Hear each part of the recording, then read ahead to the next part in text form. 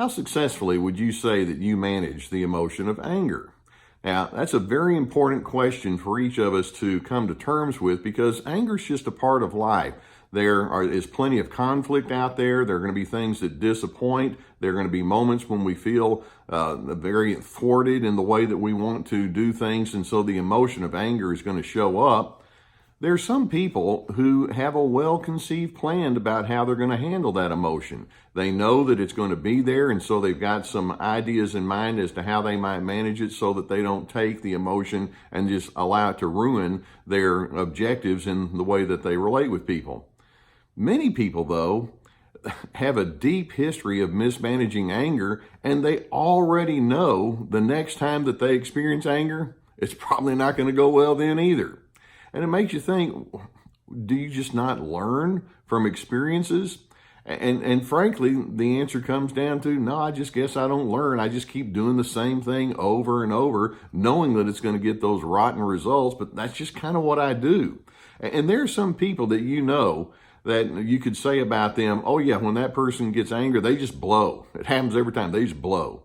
Or other people, you just cannot reason with them once we get into conflict because they just get so intense in the way that they feel. Or some people, you would say about them, when that person gets angry, they can just hold a grudge for hours upon hours or days upon days. And there's some people that do it for a whole lot longer than that. Or some people you might say, well, once things go bad, they just kind of get into that grumpy or critical or agitated mode, and you can't pull them out of it. In other words, people get habituated to their inappropriate ways of managing anger. And we want to think, do you have any desire whatsoever to not do that? And most people would say, yeah, I know I probably need to do it better and differently, and yet they don't. Now, there are many things that we know about what's going on inside of a person that can keep the anger alive. For example, anger is closely tied to your need to be in control. It's like if things line up correctly according to your agenda, you're going to be okay. Or if people think the way you want them to think or prioritize, then you're fine. But in the minute that doesn't happen, you want to get control and make sure that people line up and events line up so that you can finally feel okay. Sometimes anger can be a very, very strong power emotion where you want to have dominance over people. It's like, no, you stop thinking the way you think and you think the way I do because I have to be on top. And there are people who do that, and we need to come to terms with that. Anger is also driven by insecurity. It's like, well, I can't manage life unless everything goes the way I want. I don't know what to do if I don't get my way. They're like a little child. Or people who have anger can struggle with misplaced priorities. They focus so heavily on their little pet peeves or their notions as to how things ought to be that they don't really see themselves as a member of a community where a lot of other people have their issues too, and so you need to learn how to prioritize that. You see, let's recognize that when you have the anger, there's a lot going on under the surface that you can that you'll need to come to terms with. And then ultimately, you get to decide. When I experience anger, I can be ugly about it. I can be disruptive about it. I can demean other people. That's always an option. Or it's also possible when I feel angry that I can maintain respectfulness. I can still have positive relationship goals. What would that look like? In other words, when you have the emotion of anger, you get to choose. And that's something that's lost on a whole lot of people, because some folks will think, well, I'm sorry, but when I get angry, it just happens. It just happens. And the implication is it just runs away with them and there's no choice. And actually, there's always a choice, because if you have no choice with respect to the way that you manage your emotions, then you're sunk.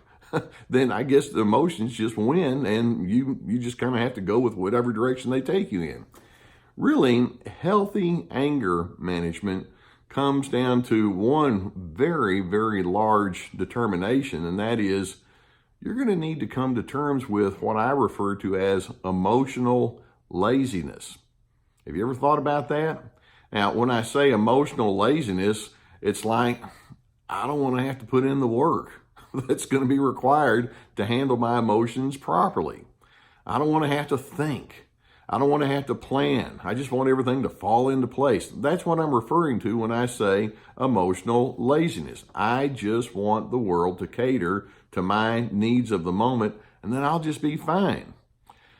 So in order to come to terms with your anger, and in order to stop going back to those same worn out, tried, and weary kinds of mannerisms that you have when anger shows up, there's several thoughts that I want you to consider in terms of what you might need so that you can make great inroads in the better direction. Now, first and foremost, and I've been kind of implying this in my comments, you need an overarching plan regarding the person you want to be. How do you want to be known? What kind of inner traits do you want to have most dominant in your emotions? And can you envision yourself plugging into that overarching plan, even in or especially in your moments of conflict and strain? Most people don't, that at least would have the decency to say, well, I don't want to just destroy people. Some folks do. But most folks would say, well, I want to have a sense of fairness, and I want people to see me as being approachable, or I want people to see me as being a cooperative kind of person. Okay, well, show them what it looks like, and then especially in the moments of conflict. Or a second thing that you are going to need, and that is you're going to need to have an inner resolve. Or another term that we could use would be self-restraint. You know, there are times when impulse is going to want to take over. Wait a minute. I know that impulse is in there, and I know it's run away with me many times, but at some level, I still have that choice. What is my resolve? What is my intention, even when the impulse wants to take me in a path that I know has not ever been successful? Where do I want to go, and who do I want to be? And frankly, in order for this inner resolve and this self-restraint to be consistent, you need to actually like the concept. Some people, they approach their sense of self-restraint with, well, I know I need to do that, like it's something that the school teacher told you you have to do, but you don't really want to do it because it's just an assignment. No, this isn't an assignment. You don't have to have inner resolve. I'm hoping that you want to have inner resolve. It's important to you. It's something that you give highest priority to.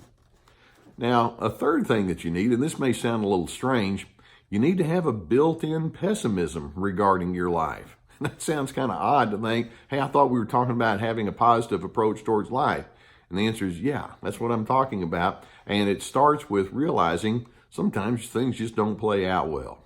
Sometimes people don't understand. The one that you are most close to doesn't always get you, or people that you wish would think in ways that line up with your ways of thinking don't, or events that you want to have play out in a certain way go into a different direction. Build in a certain pessimism, realizing the world doesn't owe me anything, and frankly, the world goes on in its negative direction at times without consulting me at all. I can handle that, and I know that's going to be true for me and the person next to me and the person on the other side of the world. That's just the way life works out. And then in addition to that, a fourth thing that you'll need is you need to have kind of a built-in sense of inner peace that you're drawing upon. Angry people find peace only when everything lines up according to what they want. Can you have that inner peace just that says, well, I like my life. I like what I stand for. I like the things that are in my life. I like the way that I manage people. I'm calm within myself, and I don't have to have everything lined up. There's just a sense of well-being and contentment that I am able to draw upon with who I am and how I do life. And then finally, let's say that you need to have a strong commitment to a life that's anchored in characteristics like love and kindness and fair-mindedness.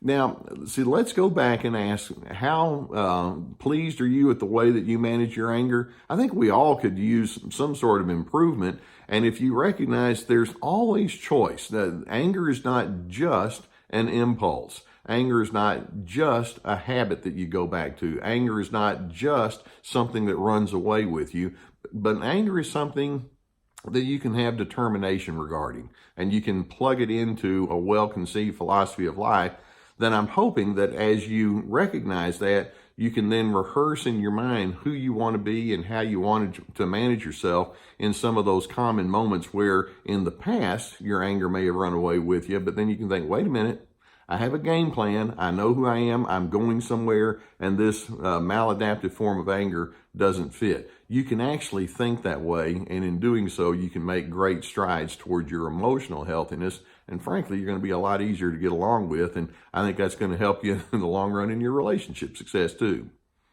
Now, keep in mind that here on the Dr. Les Carter channel, we say Dr. C, DRC, stands for dignity, respect, and civility. And I think you can see this topic we have today fits right into that. Now, if you're new here, I would invite you to go beneath the video and hit that subscribe button. And I have other resources underneath the video as well. We have books and online workshops and online counseling and possibilities available for you there if you should need those kind of things. Just know that I am most pleased to be with you on your journey towards the healthy way of life.